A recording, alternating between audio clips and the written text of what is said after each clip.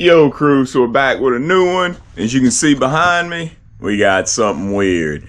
So, I seen a while back a video on YouTube of somebody building a DIY top mount pumper for, LDP. And I was like, man, I want to do that.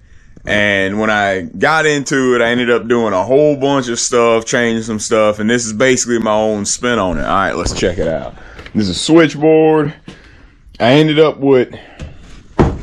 Alright, so we'll start from the rear. These are 83 millimeter wheels I ended up getting on Amazon. These are Element trucks that I had laying around from an Element longboard I got from Academy.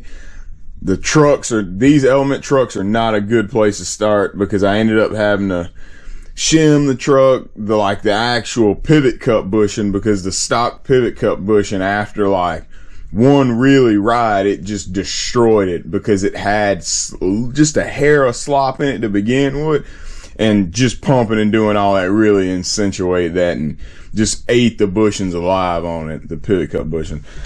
So basically, this is what we're doing. We're running the rear truck backwards, and we're running it, I guess it's wedged enough to bring this rear truck almost to 0 degrees, which gives you really want an LDP board to be really steady, and you want it to go straight in the rear. You don't want any turning from the rear truck.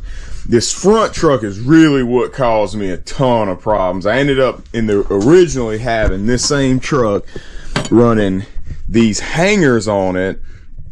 So it's the same base plate. This hanger, which is a hanger from an Amazon truck I used a few years ago that had weak base plates on it as well, and I broke a ton of those sliding. But what ended up happening was it wasn't getting the articulation and the pivot cup. So these pivot cups are weird size, and this pivot didn't fit those cups properly, and it caused them to wear out even faster. So I ended up having to go back to the stock hanger, even though this hanger is a better hanger, and I was able to set the angle better on this, because this is one of the reversible hangers that change the angle and everything. This isn't. So I had to de-wedge the front because it was wedged too much just running risers on it, like how some people say you can do. And what I also ended up having to do is raise it a good bit and then cut the deck. And then still, under extreme turning conditions, you could still get a little wheel bite on this thing, even with it cut as aggressively as it is. Yeah, this is a super sweet setup. I think a few clips of it in action. I'll just throw in some pictures of those pivot cups and all the problems and stuff I had with it and the build up on it. But yeah, this is something that most longboarders have parts like this laying around, and you can build it up, and it's super fun.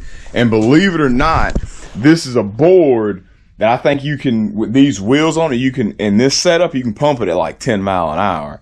But enough of that. Let's go ahead and get to it. Woo!